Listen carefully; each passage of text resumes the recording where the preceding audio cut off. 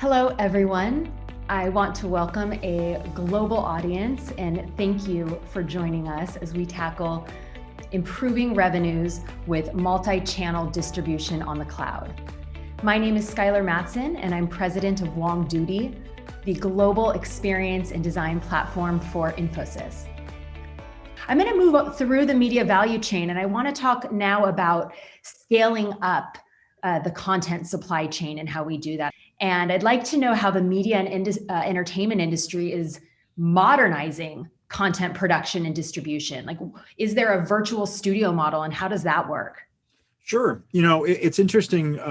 There have been conversations the past few years, actually, about the idea of virtualizing the infrastructure required to make content. What's interesting is, we haven't had a centralized studio system since the late 1940s, believe it or not, back in the early days of Hollywood. So this is kind of a transformative, a landmark time to be able to rethink it. And part of that is because part of the reason it's taken this long is because there's never a pause button in production. There are always things in production. And so to try and reinvent the systems by which we make content, it's very, very difficult. And so it ends up being a very incremental process. In the 1940s, we had the Hollywood studio system where everyone came to work on a given project, and they had all the various departments in-house. And then over the course of time, it wasn't really I wouldn't call it a seismic shift, but it was, or a sudden shift, but things slowly started moving into more of an independent world where the studios provided space for films to be shot, but all of the resources required to make that were then kind of sprinkled out and became third-party vendors that would contribute to these things. So it really became an independent world. And now cloud is giving us an opportunity to kind of bring the good parts of the early Hollywood studio system back together. And by that, I mean, one of the challenges that's come up because of this lack of centralization, this idea that everything moved out into these independent vendors, is that there's a lot of time now spent moving data around, right, from one vendor to another, and you run the risk of getting the wrong versions, of losing time. So one of the aspects of virtual studio that I personally find interesting, and I come from a background of producing. I was a producer of film and television for all the major studios for about 25 years. So I understand that it's a creative industry that's supported by technology. And so as we examine this process of trying to move things into cloud, we have to be cognizant of the fact that it's still a creative industry. It's still driven by people making creative decisions, and it's supported by technology. So whatever it is we do has to support the creative. Now, hopefully, because of COVID, we have created a centralized way of working where people can collaborate. They have a single source of truth of all of their data that lives in a secure place in the cloud. But the experience of the creatives who are trying to make decisions on how to tell these stories, where they make thousands of decisions every day, can't be impeded by progress bars and can't be impeded by wrong files and things like that. So part of the effort that we're making with this idea of virtual studios to move the entire media supply chain into cloud. And we're doing it kind of a piece at a time because some of these are easier to move than others. And it does take a cultural shift too, because the equipment is no longer down the hall. If you have a problem, you can't just run down the hall and hit the reset button. So we have to start working with a lot of companies, and thank goodness for Infosys for being in the trenches out there, helping customers get up to speed on this and really understand it. Because at the core level, again, it's a creative industry, but technology is not a core part of any studio infrastructure, believe it or not. That's not to say they don't have IT departments and things, but they don't really focus on the production aspects or the post-production aspects. They might focus on some distribution tools, but they still have to make the content, right?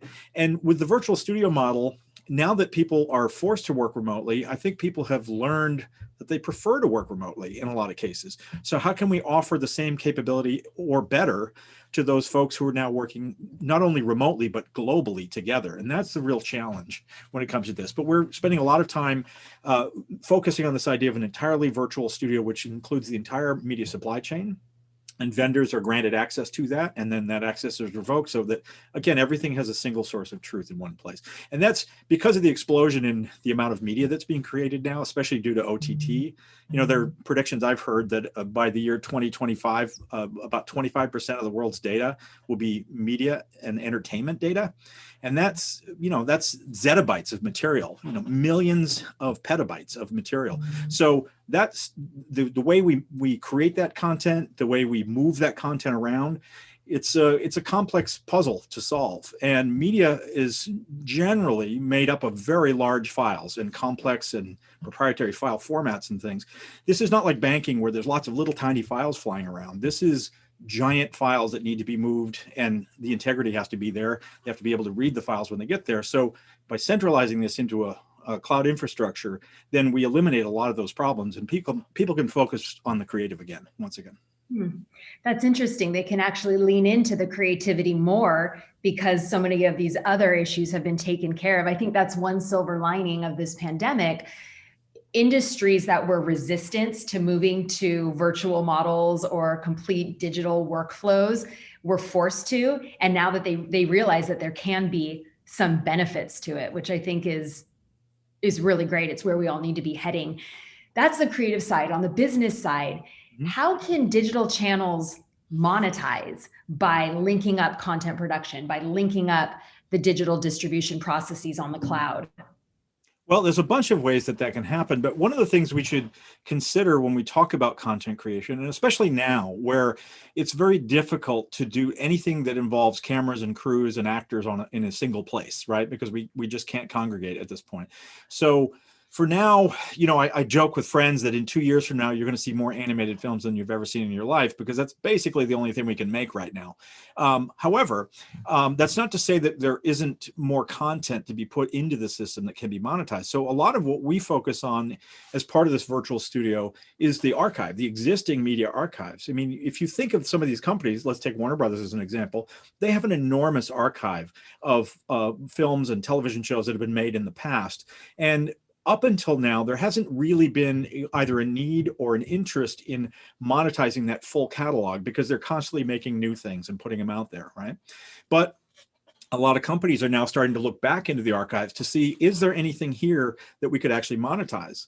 But the problem is most of that material is not in any condition to be distributed, even if there were interest in it. So we're spending a lot of time with customers and helping this idea of leveraging the archive.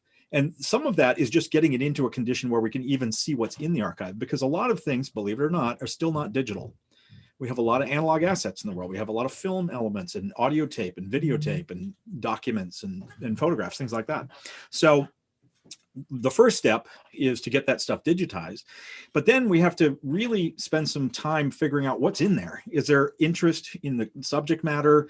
What actors are in it? And some of this exists as metadata as part of the archive databases, but a lot of it has to be mined in new ways. So that's where we leverage our AI and ML capabilities to be able to extract metadata from these libraries at scale and very quickly, so that now people have the ability to really ascertain what's in the collection, what do they think is worth putting out there. We worked with some very big collections who are doing experiments where they'll find the series, like a comedy series from the 50s. And they'll put a half a dozen episodes up on a streaming channel just to see if there's interest. And if there is, they'll go back and get more of that in condition to distribute. So I think there's a lot of interest in this idea of not only looking forward to the new production, which we'll get there and we'll get out of the woods and be able to congregate and shoot films again. But in the meantime, we should be leveraging these big archives. And then the infrastructure, if we're in cloud, allows us to not only produce it, but get it into distributions channels with as minimal friction as possible. And that's really important. So cool going into the archives. I just showed my kids the old school Rudolph the Red-Nosed Reindeer that's like claymation. And they were kind of like, what is this? But it's people are nostalgic to go back and bring some of that old programming into this current time, which I think is pretty cool to have all of the technology to help us do that. I want to close out by talking about how technology transforms the audience experience. Like how does all of this enable a better experience for the person at home on their living room? That's a very good question. We have almost infinite choices right now. You look at the number of streaming channels that any of us subscribe to now. And it's funny because many of us cut the cord a while ago because we felt like we had too many cable channels that we weren't watching, for example. But now I would argue we have too many streaming channels we're not watching.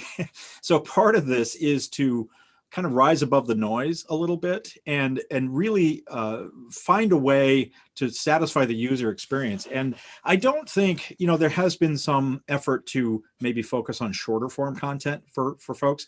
I think the attention span is there. I just think we're buried in a sea of too many choices. And so trying to make those choices easy and obvious, I think, is one of the challenges. I mean, if you look at, we have a new product as part of the Chromecast line that includes Google TV, and it has a very simple but very effective search capability where I can just basically talk to the assistant and say, show me every Alfred Hitchcock movie ever made. And it will not only list all of those movies, but show me exactly where I can watch it. Right. So I can start honing in on those things. But then it also starts to give me projects that are with similar actors, or there's a very defined similarity thing. I mean, one of the challenges, we hear this all the time about recommendation engines. And the biggest problem I find personally as a user, as a consumer, is a recommendation engine is a thinly veiled way to keep me in a silo when they don't have the thing I wanted to watch, right? They're going to recommend anything that might keep my interest in that silo. That's not what I'm looking for. If I want to see a James Bond movie, I want to see a James Bond movie. I don't want to see a knockoff. I don't want to see something that's like James Bond. So I think we have to get to this world where the choices are available to people and they can actually see them within a click or two. That's really the goal.